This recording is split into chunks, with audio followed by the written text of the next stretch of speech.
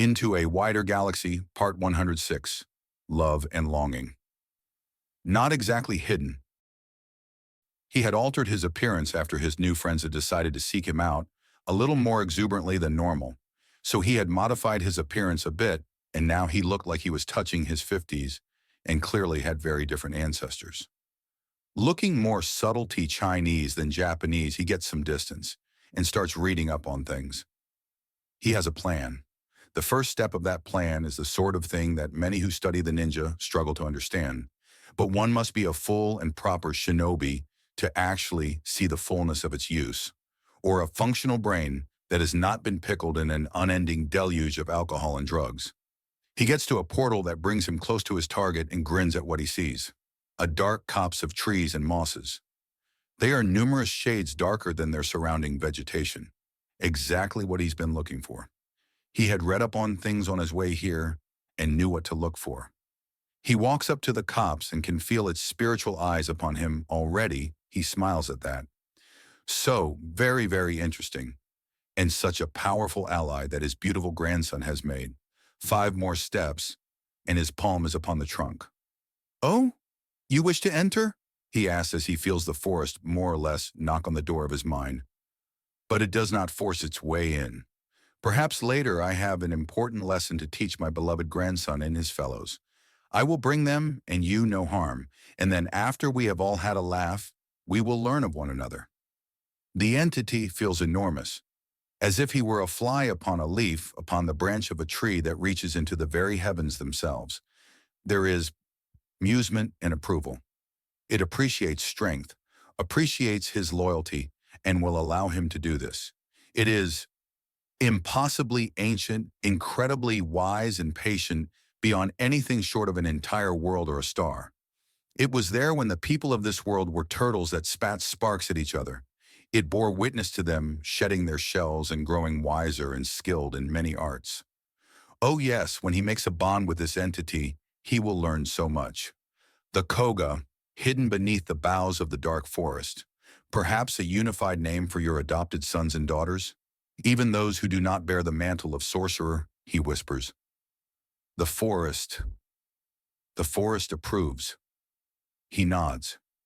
He pulls his hand away, but before contact is broken, there is a whisper of knowledge from the woods to him. He nods. He understands the meaning. He smiles to himself as he starts to make his way around the copse and towards the main forest. He'll move at his own pace, and not one that anyone might expect of him. Also, he needs to make a few observations of the local ladies. They have been described as revering their warriors. But what manner of warriors are they? Questions, questions. Time to start a few fires, metaphorically. "Oh, this could be bad," Koga notes as he looks over the message. "What's up?" Dale asks, pausing in his draw on the bow. He lets it slack. They were practicing their archery with the children. It was pretty popular. Not as much as sparring, but that was only every other day, so the children would have time to calm down between matches. There has been a disturbance, and my name was dropped into it multiple times. The village was mentioned, and the man involved identified himself as my grandfather in no uncertain terms. Isn't it a good thing? He said he was coming. You even built him a home all his own. I did, and I am looking forward to it. But, well, he's damn near kicked off a panic in a spaceport and then vanished right in front of everyone. His current position is unknown. I only know he's on the planet. Well, he is an adult of at least respectable intelligence, right? Of course. Then he shouldn't have too much in the way of problems. We're miscommunication a touch. I'm not concerned for my grandfather. I'm concerned about my grandfather. Even when he was slowed down due to arthritis and bladder issues, he was still capable of much. And his mind never dulled. It only grew sharper and more devious. Oh, he also has a sense of humor. What kind of sense of humor? He enjoys setting up situations where he has caused a great deal of trouble, but you can't get him in trouble for it.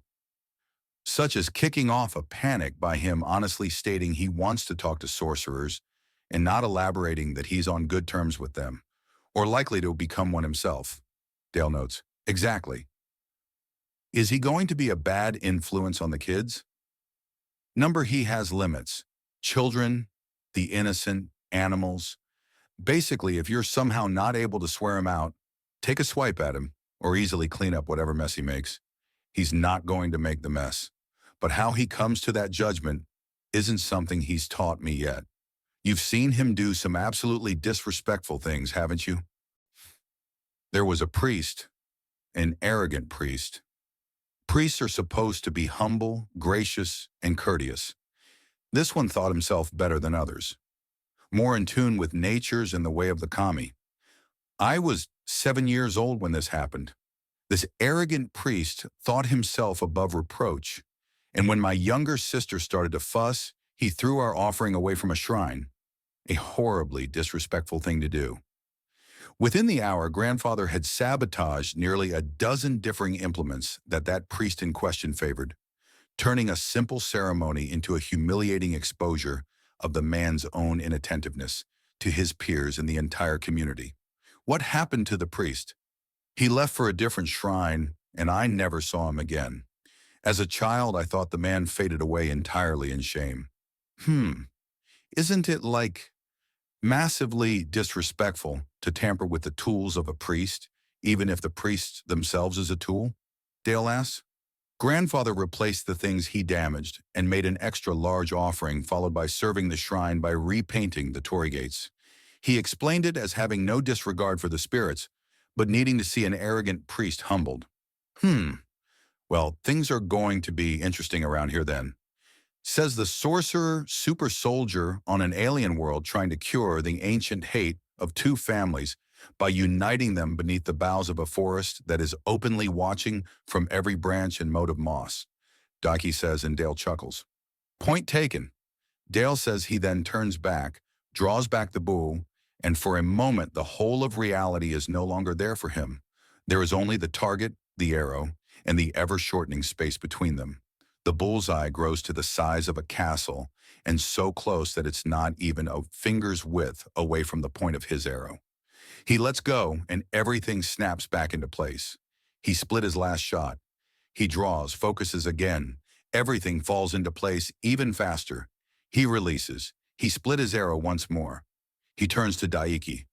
Is it normal to have a sensation of doom crawling down one's spine? Grandfather is planning a prank then. Be on your guard, Daiki notes. Oh boy, hopefully he doesn't teach the Barless and Harkul children that, although, if their war turns into a prank, war that would be an improvement, Dale says. Not that they should. Remember, both families have the condition of knock it off to their reinstatement as honorable parts of the public, Imagar states before he suddenly moves. His throwing dart hits a little off-center, just opposite of his other one. I know you can hit that target.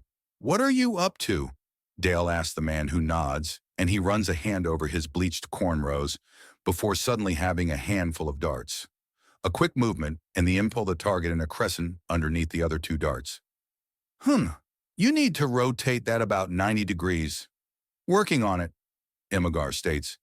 It's hell on the wrist if you're not practiced with that kind of nonsense. You mean this? Dike asks as his arm flashes out and a crescent appears on his own target. Then 2 more quick throws, and he has a smile with a long nose thanks to the arrow. God damn it, Koga, Imagar mutters, but there's no venom to it. The incredibly mature response from the soldier, ninja, sorcerer, and allegedly grown adult is to stick out his tongue and pull down at his eyelid. Oh dear, won't that be a thing? Vernon notes as he checks the message from Koga. What is it, my love? Miro Noir asks him. The number of Koga has doubled. His grandfather is upon Serbo and already up to trouble. It's something to look out for. Well, I suppose by human standards he would be an old man, wouldn't he? He would. Well, unless he's rejuvenated himself, he'd have a hard time moving about, but he likely has. What are older humans like? I don't think my own grandparents would help with advice in that area. My grandparents on both sides had severely limited mobility and diseases that slowed them. I don't know how they would have acted if they still had the strength of their youth. I never knew them as anything but bent over and tired, Vernon says, and his Miro Noir leans in to give him a kiss. I'm sorry, it must be terrible to think that your family is just the way is being made, my love, and I have family here. Though it would break my heart to hear of my father or mother passing into the great A knock at the door interrupts the sweet nothings spilling forth. Would lead me into great. Vernon begins again, and the knocking returns. They both look towards the front door and wait to see if they'll knock a third time. The door starts knocking the moment he starts speaking. That has to be deliberate. It is. Now open the door, young man. I didn't track you down across an entire planet just to be left out in the cold. Koga? Vernon asks at the familiar voice before pausing. Oh, Koga the Elder. Oh, so he knows I'm coming? Good. This will mean I get to truly see his alertness. Daiju says even as Vernon opens the door to see the man wiping off makeup and seemingly aging 30 years as he does so. A pleasure to meet you in person, young man. I read about what you accomplished with nothing more than sheer overwhelming affection for your wife. Well done. Likewise you are? Daigo, right? Daigo is my son, a dutiful man through and through. I am Daiju. How about Koga-san instead? If you must. What do you call my grandson? Koga. I suppose that fits, Daiju says as he finishes wiping off his makeup. And then he pulls off a rubber mask that makes his appearance shift entirely and wipes makeup off his new face. Dear God, man, is it just disguises all the way down?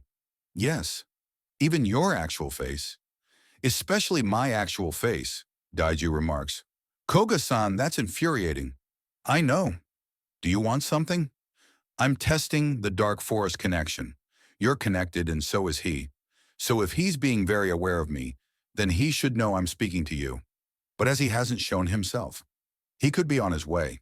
I know that you can teleport. If he wanted to be here, he would be here. Are you going to do something about this? Possibly, but first I've heard you have some of the most adorable babies to ever exist with your beloved wife. Might I have the honor of being introduced to such a blessed bundle of lives? Oh, certainly, please come in. They're in the middle of their favorite educational show. After that, they're going down for a nap. You can help with that. I would be delighted, Daiju says as he slips out of his shoes and sets them to the side. Who is this, my love? He resembles Mr. Koga. This is his grandfather. Perhaps referring to this man as Mr. Koga and his grandson as Koga would suffice? Vernon offers. Perhaps. I believe I overheard part of the conversation. He would like to see the children, Miro Noir says. That's right. He's held off seeing his grandson to see our little ones first. Also part of my testing my grandson. If he can find out that I'm here before, Daiju begins before cutting himself off and then stepping back outside and looking right. He comes nose to nose with a face nearly identical to his own, give or take a few decades. I was wondering when you'd notice. Both Koga hug and Daiki laughs. I knew you'd offer up a test, so I opened myself wide to the dark forest. Imagine my surprise to find that you'd already started to speak with Vernon. How did you find him so quickly? He's a celebrity dear boy. He has stalkers, and those leave a trail a blind boar could follow. So I don't get to show off my absolutely adorable little girls? Vernon asks.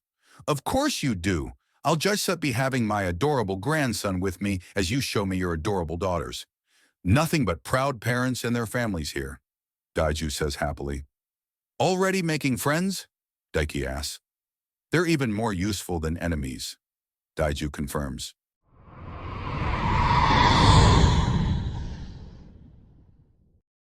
Into a Wider Galaxy, Part 107.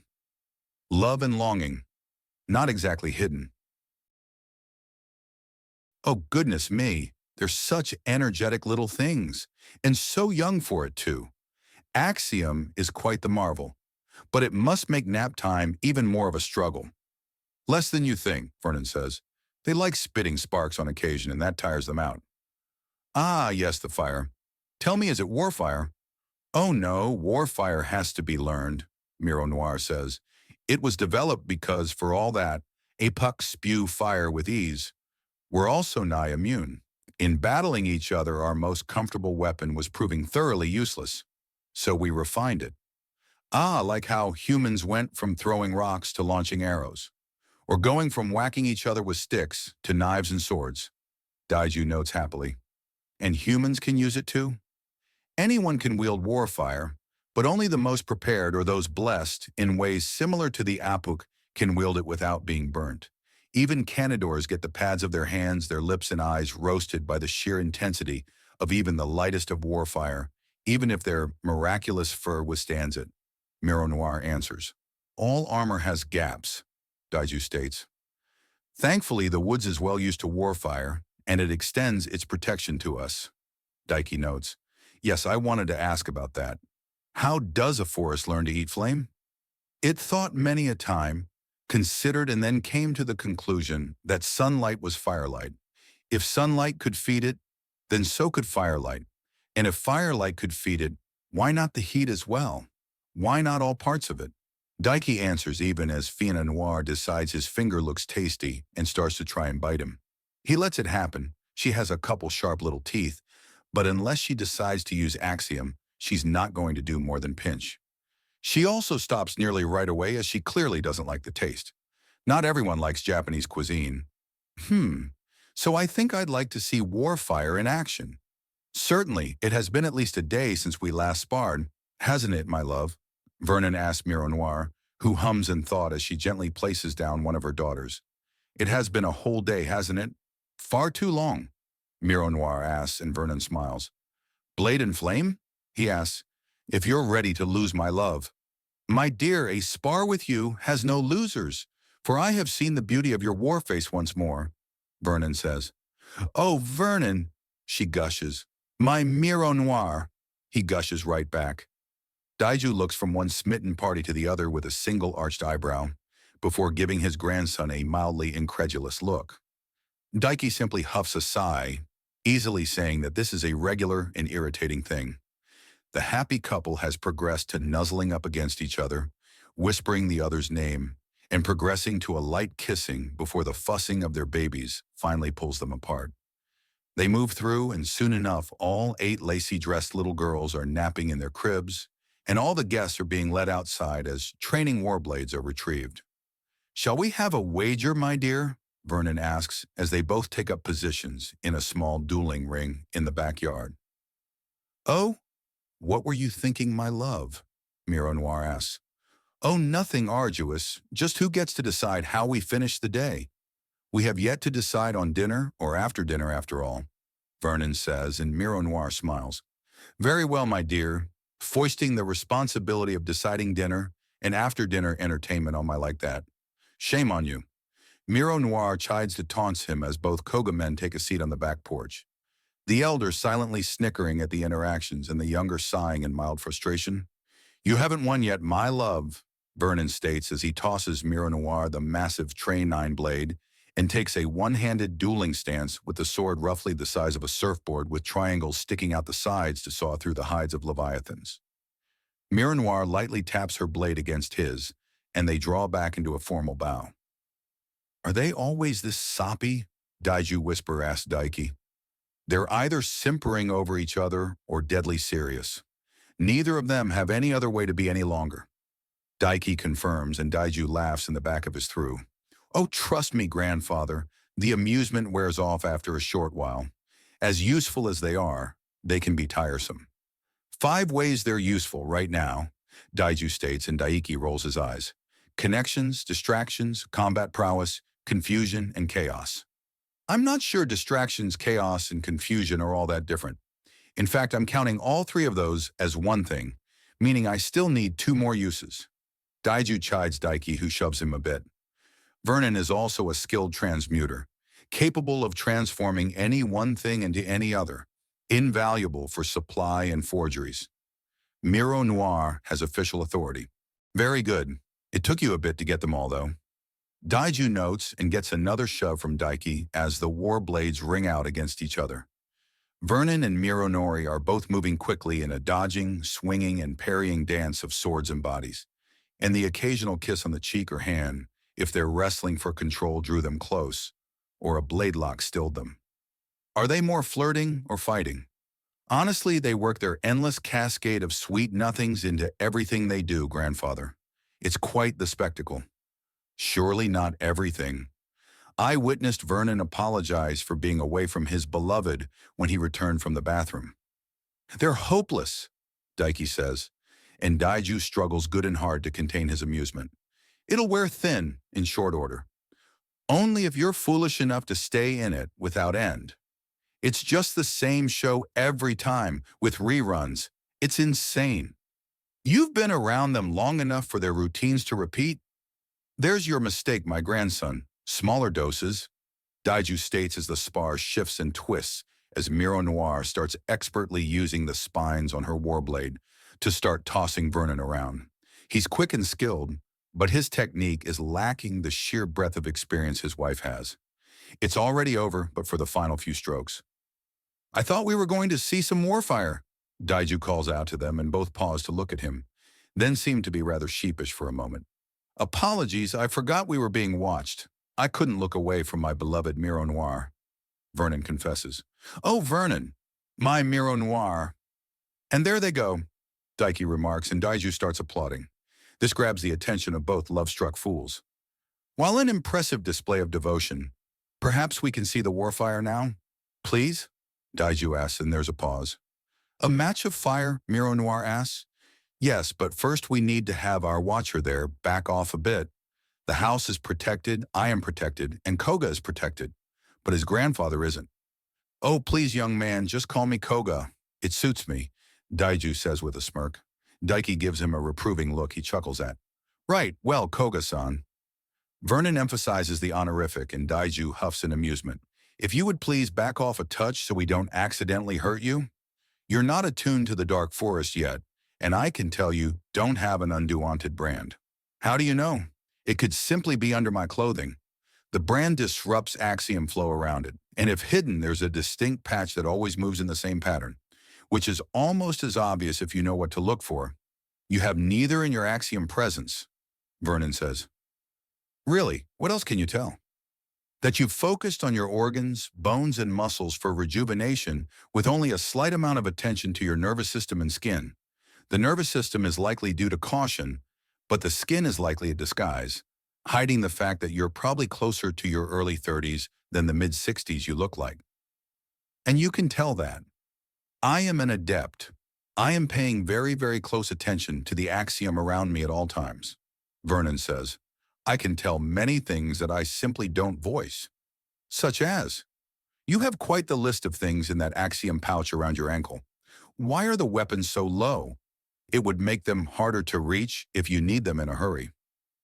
It would, however, a simple twist of the hand means that I can dig into the bottom in a single motion, and anyone searching through it would find everything else long before the weapons, giving me plenty of time to do many different things, Daiju states, unless you run into an individual like myself who can simply see into things. And individuals such as yourself are rather rare from my understanding, Daiju notes, but the galaxy's so large and populous that adepts of my caliber are legion. And there are those better still than I.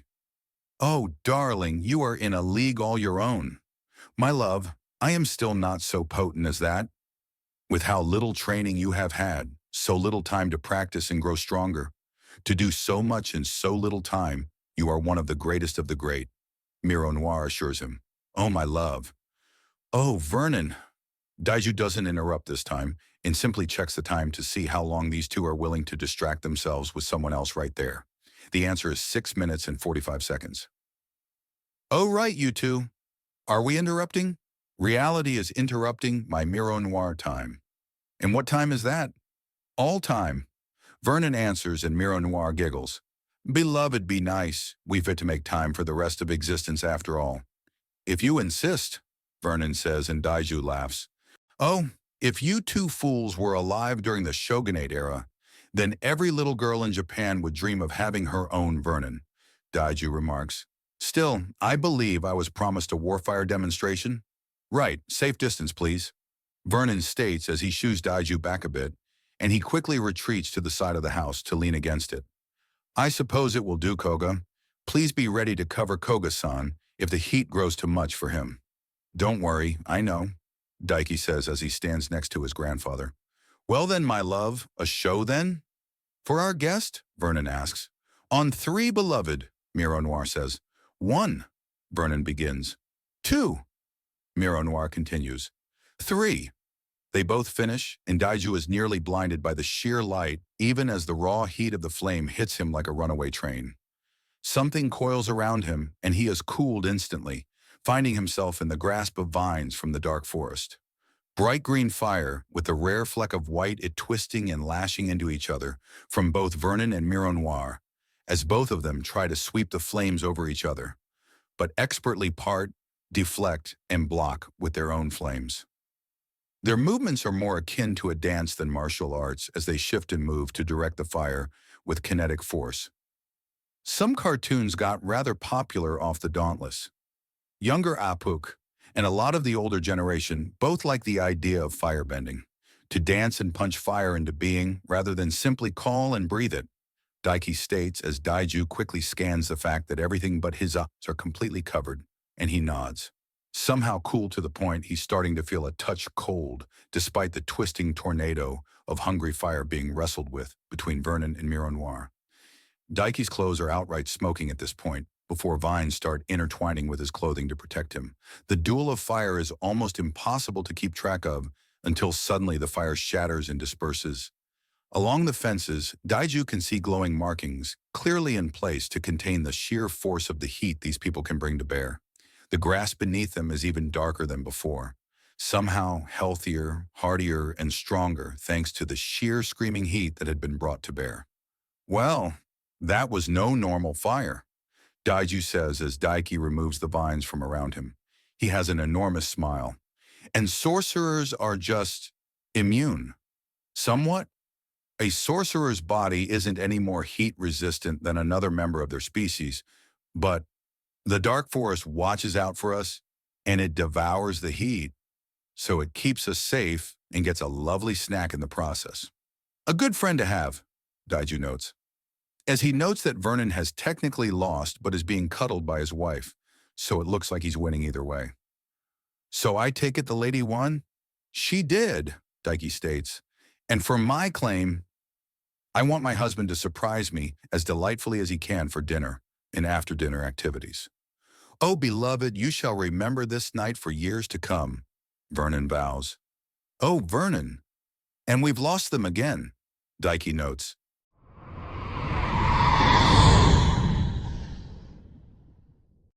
Into a Wider Galaxy, Part 108. Not exactly hidden, leaving the lovebirds to their all-consuming, all-enveloping love. Daiki is kind enough to transport his grandfather all the way to the hidden village in a single woodwalk.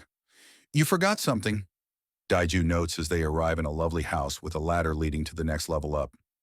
It's missing some cushions for sitting and a table, but otherwise looks quite nice. Did I? Daiki asks. Did you? Daiju prompts. Daiki must know he's forgotten their shoes unless... He looks back and spots them. Well played. Thank you, father. Slip them on, it's time for you to see the village. I could hear the capitals in that. Thank you, it took a bit to get my orator skills so refined. Can you do it with words at random? Daiju asks in amusement. Perhaps you should see for yourself? Daiki answers and Daiju chuckles. Then they both slip on their shoes and Daiki opens the door to show. A perfectly lovely village, expertly carved and within the gentle shade of an enormous forest. Daiju gives out a sigh of contentment at the sight alone, as he steps outside and truly absorbs the area. Peaceful but functional. Homey but defensive. From the smell of the air to the gentle burble of the stream and the distant sound of birdsong. He had enjoyed living in Tokyo, but the old villages in the deeper mountains.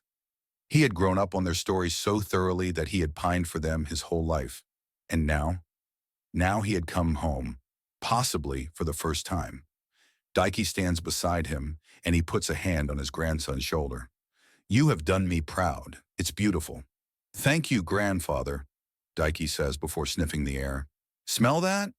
Dale has come back early. Fresh game and semi-wild vegetables with rice. Think your old stomach can handle so spicy a fare? I think I'm up to it, Daiju says before hugging Daiki. It takes a special touch to make someone feel like they've come home when they first arrive. Well done.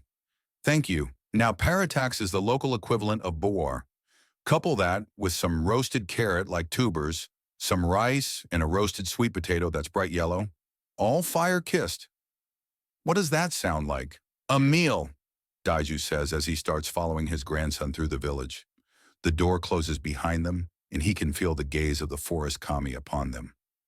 Of things I expected when you saw the stars, I did not expect you to remake the most pristine and beautiful of our home on an alien world. Oh, most everything was already here. I just gave it a certain sense of style, Daiki says, and Daiju chuckles.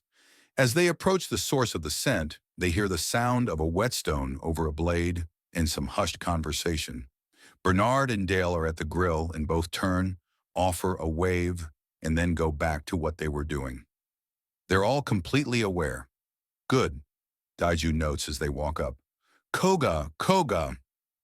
You know, in some ways I could call you Koga too. You are living as the Koga does, acting as the Koga does, and no Koga teachings young Koga. Excellent. If we're all just Koga, then it's easy to remember names. Bernard notes and Dale scoffs as Daiju smirks.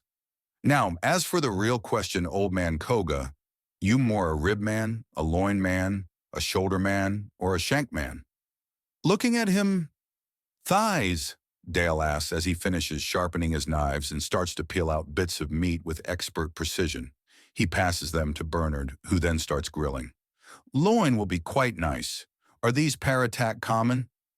Like boars back on Earth, it's harder to get rid of them than it is to breed them. Luckily, they're very good eating, Bernard says. They also taste and cook a lot like pork too, so just think of it as boar. Easy enough, Daiju remarks. Are there more clearings like this one?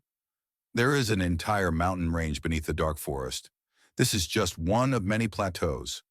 We chose it because it's fairly central, so if more villages are built, it's not far to travel to them. Also the river. Not all of them have rivers, and fresh clean water is always nice, Daiki says, as he indicates a length of shank that Dale slices off and Bernard starts roasting. With how towering these trees are, I suspect that the mountains are likely lost beneath the dark forest. They are.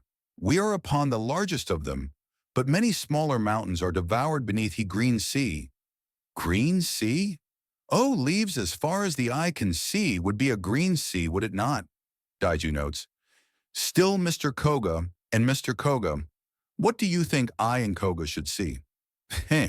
Honestly, the best way is to make a full connection to the woods. You're everywhere at once in the forest. Part of it, part of yourself. It's wonderful, Daiki says. Is it? I have said hello. It seems a patient and kind kami. It is. We are part of it and it part of us. It has its own standards, but it has clearly been nurtured by the nature of the opposite, Daiki says. Like when sumo wrestlers embody certain kami, but in this case a kami so grand that it embodies within many at once without being lessened. Quite the opposite, it is strengthened by the bond. With each sorcerer, it adopts the dark forest grows wiser and more knowledgeable. Even if you know absolutely nothing, it does not already know, it still learns and grows. Therefore, your debts are effectively paid to the forest merely by accepting its gifts. But you still take its goals and desires as your own. Its goals are to grow and live. Its desires are to be safe and learn. Not exactly the most cruel of tasks, Dale says, especially as it counts us as part of itself, meaning it wants us to grow and live, be safe and learn. And the way it has us be safe is to be the most dangerous thing in any room we care to walk into. I like that way to be safe, like having a knife or a bevy of favorite poisons.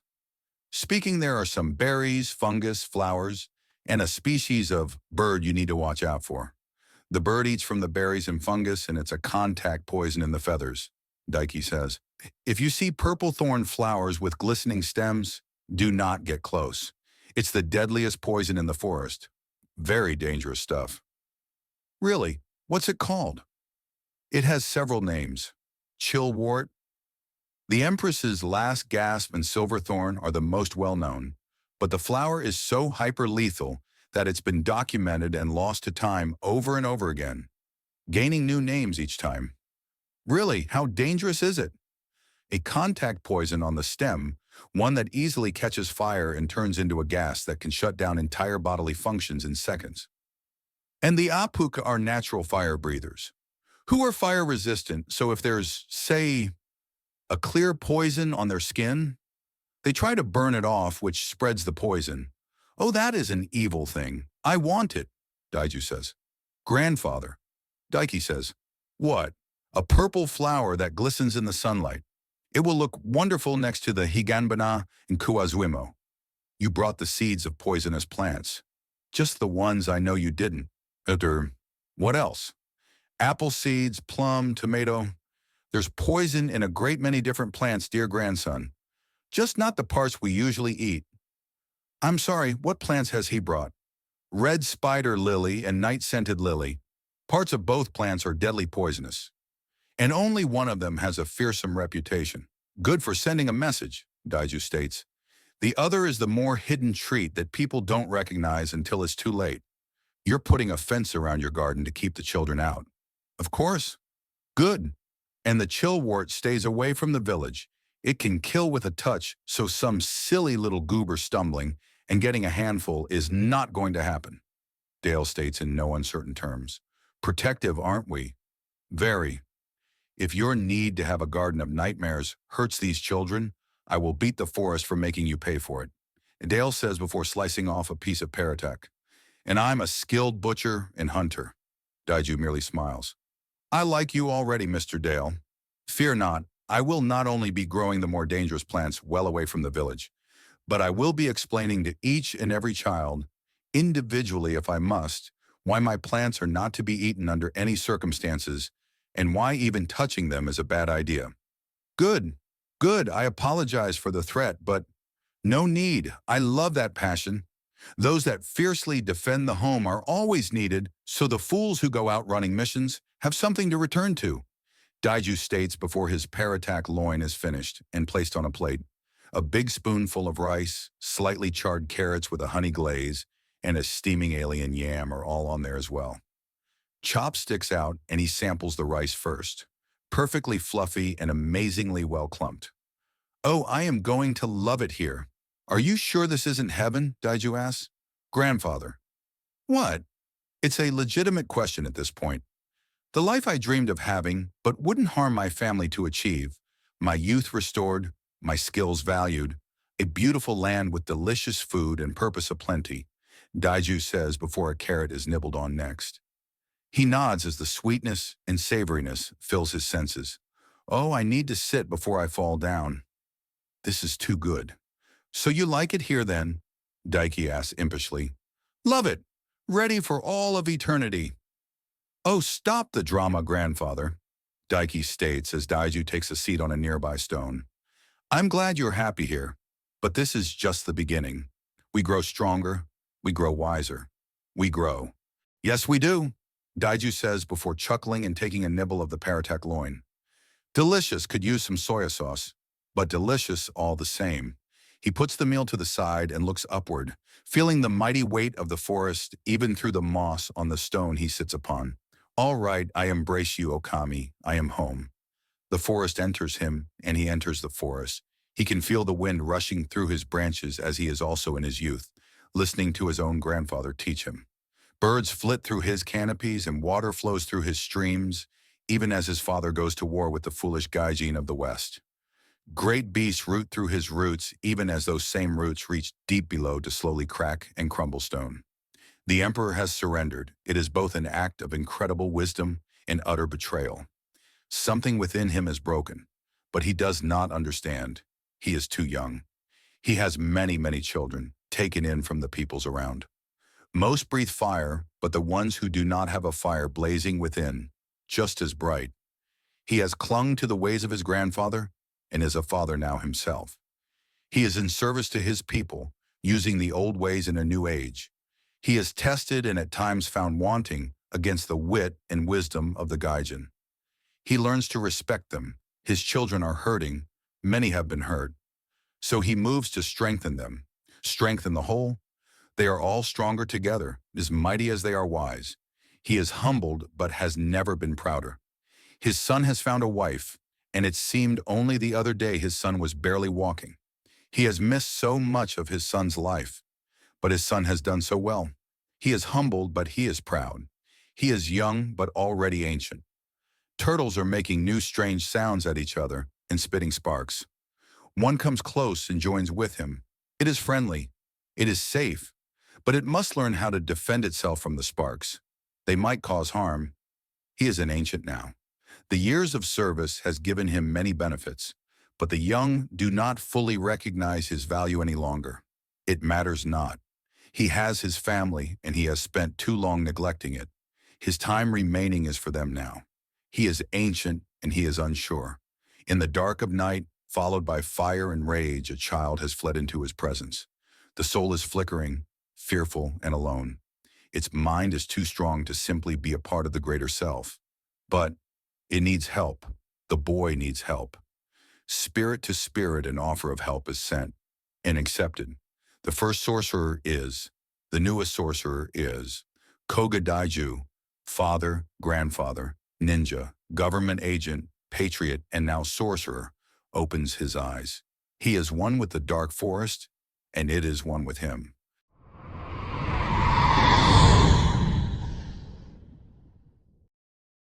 Into a Wider Galaxy, Part 109. Not exactly hidden. The metal soars through the air, and then twists and spins on the end of a thin hand-woven rope. It's not a weapon, but in the hands of its wielder it may as well be. Kaganawa soars and whistles from the sheer speed that Daiki spins the simple but also ornate grappling hook. Then it flashes out, and the side of a palm swats it away before it retracts back with the speed of a snake. Unfortunately, Daiju has the speed of a cat, and cats are swifter than serpents. Children start to watch as Daiki and Daiju practice with one another. But they're only getting started. The Kaganawa training lasts only a few minutes before both men run off in an unspoken race, followed by a small horde of children as both barefoot men hop their way down a mountain and then onto the branch of a great tree. Barefoot meets bark, and their footing is surer there than upon solid ground. Laughter follows them both as they race each other from tree to tree, 1, 3, 8, and then dozens of stories off the ground, and the gulf widens ever more. Only a few children can follow this, but the route they take passes many men who are watching and smiling at the sight, at the sheer sound of exultation and oneness that the elder is pouring outwards. Men that are human cheer, men that are Apuk cheer as well, including one that is part Lidris as well. They can hear it clearly, a sensation of sheer relief and joy that spreads outwards. By unspoken tradition, sorcerers only share their pains in the most limited of ways, but this newest one has no issue sharing the sheer relief from his own. The race ends with two men leaping onto and then off of an enormous trunk to turn into a dive. They both vanish and then reappear in bright light and startle a flight of birds. Their momentum is conserved, and for a moment both men of Koga blood are surrounded by a flight of white and brown birds. Speed test! Redline it! Dale is suddenly below them with his weapon cocked and ready. 4 buckshot blasts crash through the air. The birds fall. Koga, both Koga, twist and contort in the air as reality slows to a bear crawl. Pellets that get to close are contorted out of the way of, or simply flicked away, as the flight of birds is shot down around them in those precise but scattershot blasts. Daiki flicks a few shots back at Dale by opening tiny portals in front of them to send them right back where they came from, and Daiju tests to see if in his accelerated state he can balance on a pellet of speeding buckshot. He can, and his smile is as wide as it is goofy. At the speeds his mind and body is running at, falling is a very slow process, and he takes advantage of this by walking down the buckshot and towards the leafy floor of the green sea that the top of the dark forest forms. Show-offs! Dale's voice impacts them, and both Koga look to him, but his mouth is already closed. Dale is accelerated too, and the words he spoke had taken so much time to travel that he's occupied ensuring his weapon isn't damaged due to the sheer speed it's being operated at. Then there is the surreal moment of Dale saying something, and it actually taking a few moments for the words to reach them. Dinner is bird if you can't guess. Daiju scoffs at that as he and his grandson hit the leaves below them and then are rocketing out the side of one of the village houses. The axiom improving their speed and reflexes, reinforcing their bodies and bracing the crash means both men can turn the insanely fast fall into a running race. Back among the children, the whole group is enthused. The little brothers that have a connection to the woods have been talking them up, and both Barlas and Harcool children are racing after the Koga men. No words, just movement as the next part of the testing goes on as Koga takes a swipe at Koga. The men burst into a flurry of movements, with the elder sweeping the feet of the younger, and the younger turning his fall into a handspring to plant his feet into the chest of the elder.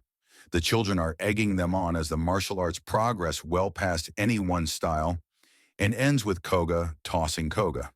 During all of it, Koga the elder was being visibly restored, and the differences between his grandson and himself are so small it would take the closest of friends or an outright lover to tell the difference.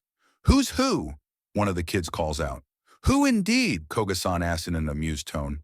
"Oh no, we are not," Koga says. "Why not?" "Because it would be unnecessarily confusing and frustrating, and I've only sold you on the idea, haven't I?"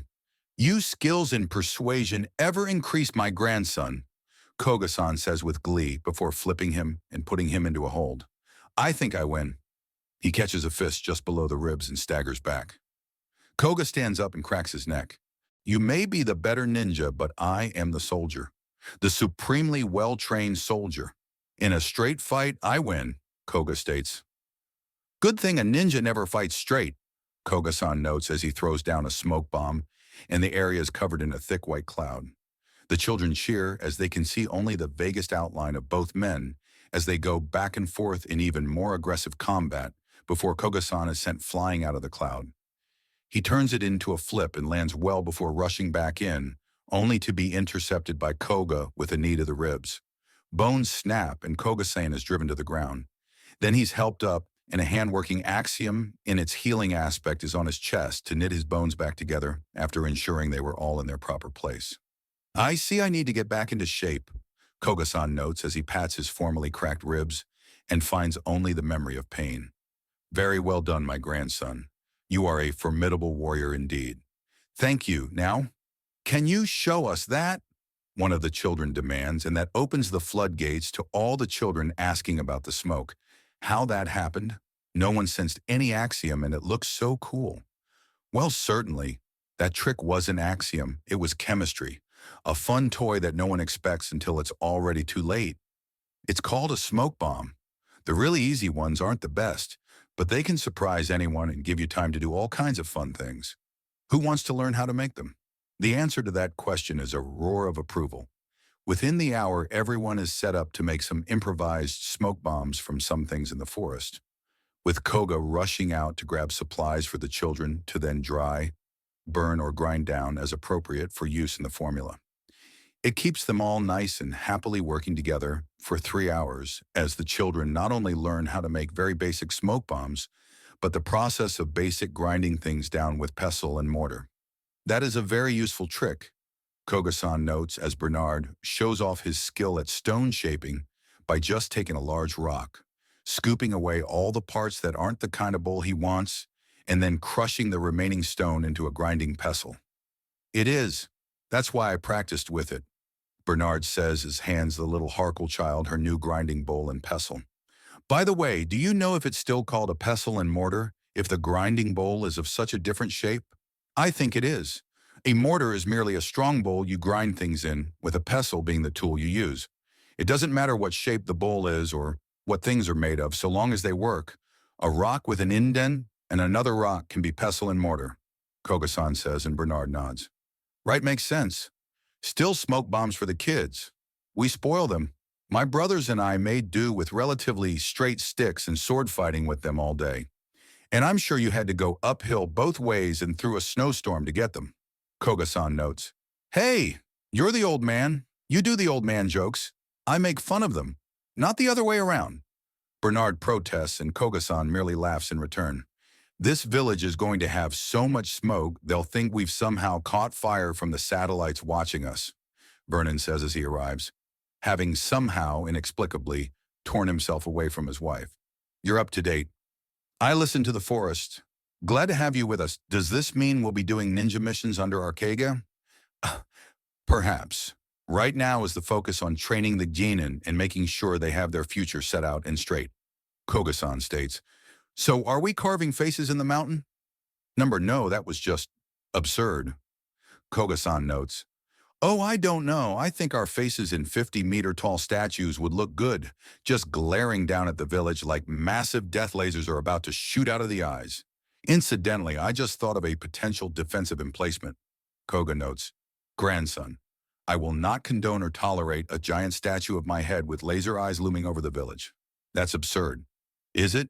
Yes, instead a bronze statue capable of firing explosive arrows clean over the horizon line with pinpoint accuracy and double as a combat mech is preferable, Koga-san says. You've watched too many cartoons, grandfather, Koga says. I did. I watched them with you, Koga-san says. You did. Thank you. If you two are about to have the big touching moment between grandparent and grandchild, I respectfully request you do it over there. No one wants to see that, Vernon states, and both of them slowly turn to stare at him. Yes, I am a shameless hypocrite. What about it? So long as you're aware, Koga states. Still, you're usually pretty hard to pry away from Miro Noir. Is something happening? She was called to her duties to the Empress. My baby girls are resting in my home here in the village, where I watch them through the woods. Still, you're with us fully now. I'm willing to teach. After all, if you're calling yourselves ninja, you might as well be properly trained. And your grandson wasn't a proper teacher. My dear grandson is a wonderful teacher, but two heads are better than one, Koga-san remarks. Has something happened? This latest bit of training is off schedule. Not by much, but noticeable, Vernon says. I don't think something has gone wrong, but schedules don't shift without cause. You think there may be danger? Not really? I'm not sure. She is surrounded by allies. The Empress is enormously powerful martially and politically. There are no alarms going off, but, well, there is something odd. Vernon shrugs. For all I know, there may be someone visiting, or a simple bout of whimsy. I see. Tell me, Vernon, do you think yourself part of this village?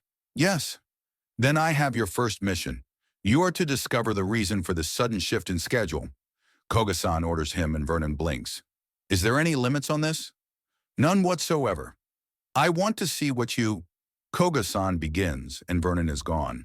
Then he returns instantly. She wants to spend the normal training time with one of her daughters who has some free time coming up from her duties, but still wants her battle princesses to be as razor-sharp as they always are. And how did you get this information? I asked her husband. We had a chuckle about this being a mission. Vernon states, putting up his hands and drawing quotation marks in the air. Well done, Koga-san states. Really? Vernon asks. Oh yeah. When getting information, the easiest route is just to ask. Do you know what caused the free time to free itself? Simple enough. A new hire of one of her daughters has proven more productive than average. So things are going well, Vernon says, and Koga-san nods. Now, what use is this to us? If the Empress was somehow our enemy, which she is not, then we would know she was going to be inattentive during a certain part of the day, and therefore not in the palace, leaving it ripe for infiltration, sabotage, or setting up a supply drop. Well done, yes, that is of use. We are not going to spy on the Empress for practice? Well, not with that attitude we won't. Daiju Koga. Number fine. Good.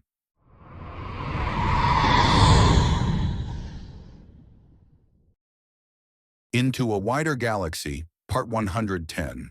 Not exactly hidden. Of course he's poking around the palace. Why wouldn't he? Honestly, it's like Mr. Vernon just teleported while still invisible to a nearby plant to keep a watch over him. How precious, how fun, how exposed the man is in the axiom. Then as he thinks that he sees Vernon's axiom presence dim so much that if he wasn't watching, he wouldn't be able to tell where Vernon was or what the now almost invisible distortion was. Oh, very well done, Mr. Shea, or is it Shea Noir now? Noir Shea. There is no response. He thinks that Daiju will lose track of him. Maybe if he hadn't spent an entire life keeping track of targets out of the corner of his eye and learning to hone his senses. Maybe if he... Oh, that was a very clever trick. Vernon has now fully vanished. Invisibility is a good trick. Teleporting and maintaining it is even better. But it's not the be-all, end-all of, Daiju says as his hand flits out, and he feels the axiom shift ever so slightly as his hand passes through where Vernon is. Still, your control is very good. I almost can't find you. Almost winning is still losing. I have work to do, Vernon notes. That's the spirit. So if you'll excuse me, I'm going to acquaint myself with the palace. And I will follow so you don't accidentally cause a political shitstorm so enormous it can be felt from Centrus, Vernon says, and Daiju sighs. Have you no faith in me? You're proud of being a professional sneak and assassin from a family of professional thieves and assassins. I have complete faith you can get into an ungodly amount of trouble if I blink too often. Never mind looking away and letting you do what you want, Vernon says. Very well, a compliment it is then. Now then, let us go into the palace and to see the Empress, Daiju proclaims before sneaking off. Wrong way, she's in the training gardens. That way is to the visual gardens. And the main difference is a great deal more stone in the training gardens. They also have formally requested we stop converting plants into dark forest equivalents. The telltale darker coloration is throwing off the aesthetics, Vernon notes. Fair enough, forward, Daiju states and keeps going the wrong way. Now you're just messing with me? Endlessly, but the point is to get used to the layout of the palace, the hard points and more, Daiju says. Actually, meeting the Empress is best done at a less aggravating time than when she's training her personal army. You'd be surprised. That's the point. This whole area and the people involved are unknown. Sure, I've seen blueprints and read their files. When did you do that? On the way here. Anyways, I'm verifying many things. The forest memories too, Vernon says. Correct, Daiju says as he presses on a small part of a wall engraving, and a hidden doorway pops open right next to it. Daiju looks inside and nods. Doesn't go anywhere but the perfect stash location, as whoever owns this little stash can no doubt attest. That is a large collection of popular local snacks. This is some guardswoman's snack store, Vernon states. Still good to know about. Daiju says, closing it and then heading off. He then promptly ping-pongs from one end of the palace to the other, avoiding guards, cameras, and sensors as he scouts the entire area and eventually finds his way to the training garden via the nearby kitchen. Hundreds of hidden stores and passages are poked into and taken note of, and by the time they reach the kitchen, Vernon isn't even bothering to hide himself and is ruining Daiju's stealth by making it clear he's with someone that he's keeping out of trouble.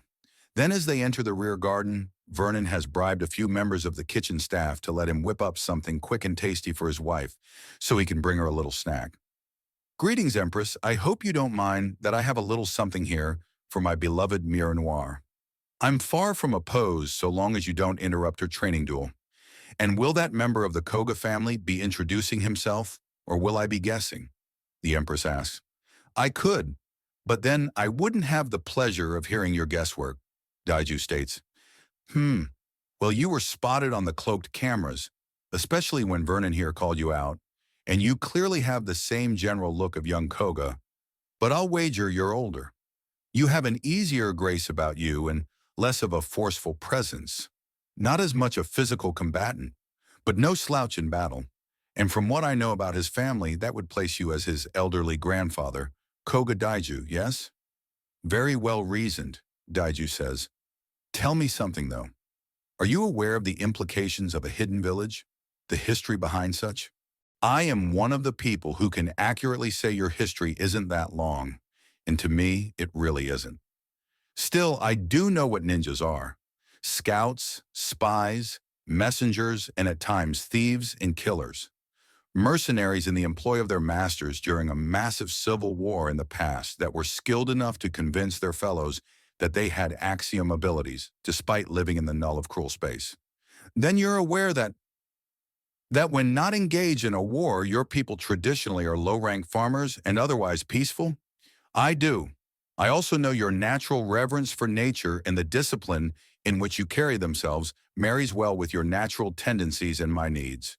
And your needs are for the discipline of a human spy caste to temper the rage and raw murderous power of sorcerers. I do love speaking with intelligent men. A few decades of education, and you might even be able to speak with me on a level similar to my chats with my husband when we were both younger. The Empress agrees. But it's not totally a need, it's a preference. Another jewel in my crown. One of many, I'm certain, Daiju notes. Of course, and it's not even buttering me up, as you humans might say. Many of my greater accomplishments are not widely recognized or known. Much like any public servant or skilled user of statecraft, the greatest achievements convince people that what you want is not only normal, but expected. Your battle princesses are part of it, aren't they? Daiju asks as he turns to the crowd that now has a slight lull as Miro Noir has finished her duel and is now being hand-fed by Vernon as many of the incredibly well-dressed and elegant-looking ladies around them giggle and gossip in appreciation of the scene. Oh, well spotted, and yes, I'll let you figure out how. The best and brightest across your entire species competing to join your personal army. With numbers alone, you can match any 2 or 3 other nobles. Add in the raw power of each member of your army, and not even the entirety of the nobility combined can stop you, Daiju states. On Serbo, certainly, but we have many colony worlds. Any one of them I can completely overwhelm at my whim. And that's if they can even set aside their games and grudges long enough to band together against you. Correct. You've crippled the nobility in other ways, haven't you? Many. They would all be aware and on guard for a sudden kneecapping or undermining of their power. But so many simple gifts, suggestions, and legitimately helpful advice wear away their influence, one tiny nick at a time. And we're another, because you are offering us your support and favor, we are in your debt. And since the hidden village is becoming the cultural center for sorcerers, you gain a level of control over a previously uncontrollable element. The first Empress of Serbo to ever have sorcerers as a collective at their command, rather than 1 or 2 at their call. Well played, Daiju states. And the best part is I don't even have to so much as frown at you to do this. By thinking long-term and as everything involved is valuable assets, I keep finding ways of getting everything I want and more, while being the benign figure in the story. I am in control, not just because my coffers glitter with nigh endless wealth, or because my army can outnumber any 2 and best any 10 on the field, but also because even my worst enemies owe me a debt of gratitude. Ah, axiom or no, you would have eaten alive the warlords of old. Well played. Thank you, although to be frank, I'm a little disappointed, the Empress states. In what? In other stateswomen. So few stateswomen and men fail to grasp just how much more they can get done if they adjust their goals over the longer term, and many, many other failings among the body political. It's like any other occupation, ma'am. Many people in it are there just for money or prestige or because they feel they have no better choice. But the ones in there due to passion or sense of duty, they stand out. Thank you. So, in your opinion, as a professional ninja, what do you think of my palace? Well, considering I'm technically retired, this is just a friendly observation and not a professional evaluation. I'll need time to reactivate myself and get back into the working man's life. Of course, and it's as beautiful as it is entertaining. I know there were many cameras I couldn't normally see, but at the same time there are many, many little hidey holes in secret ways. And don't think I didn't notice the cloaked cameras. Those are a nice touch, but the best touches are ones you can't avoid. Such as, so great was the fear of the ninja back in my homelands, that the floors of castles and homes were altered, changed so that with every step a great amount of noise was made. Of course, in the end, that merely weeded out the clumsy and brazen among the ninja rather than stopping us, but it was a very potent defense. And why wouldn't it stop you? The Empress asks, before clasping her hands and gesturing for the slightly distracted battle princesses to get back to sparring. There are 2 ways to sneak. Well, technically 4, but killing everyone and intimidating everyone into silence is generally not practical. Depends who you are. But aside from no one seeing you because there is no one to see you or refusing to see you from sheer fear, what are these ways? By not being seen or by not being noticed. Stealth against disguises? Very good. And yes, if I wanted to subtly infiltrate a castle, I'd get a job there. Not a high-ranking one. It doesn't have to be. It just has to be something that gets me in the door and allowed to wander around. A laundry washer, for instance. I could easily hide weapons in a bundle of clothing and shuttle that around from place to place. Basically invisible because no one sees anything they think is worth noticing. A little harder with men being so rare outside of your homeworld. Perhaps so. But would you really turn down a young Apuk man that just wants to earn his own living and prove to his family that he's worth more than just what dangles between his legs? Eager to prove himself? Innocent and oh so excited to be here? Even if you know the job is likely to wear him down? I admit that's a very attractive hire. How would you get around, say, scanners for metal? Weapons don't need to be made of metal or any one material. Sorcerers alone are proof that wood is never to be underestimated. Stone has been killing people since before there were people, and you would scarcely believe the sheer damage some string and a can-do attitude can accomplish. I sense a story there. 5, actually. The 4th is the messy one. Daiju states, and the Empress huffs in amusement. I'm sure it is, and... Excuse me. The Empress begins before cutting herself off and reorganizing her battle princesses to up the level a bit. Good, now where were we? You know where we were. I do, but do you? My Empress. That's the game I play with my grandson. And my granddaughters could be your grandmothers. So it still fits. The Empress states, and Daiju affects a pout that brings a smile to the ancient but very young-looking woman's face. I'm still adjusting, dear Empress, the nuances of Apuk culture, Serbo's many specific cultures, galactic culture, and more. So much to learn and so little time. But you have all time. Not if I want to get things right in the here and now, I don't. In fact, by that perspective, I have no time. Then you best get it down in no time. A work in progress. I'm sure, still. When do you think that the traditional services of a ninja clan might be available? Give me a month and you'll have at least several adults ready. If you speak of the Barless and Harkle children, then at least a year. Excellent. I look forward to having you in my employ. As a laundry worker? He baits and she smirks. Possibly, she returns.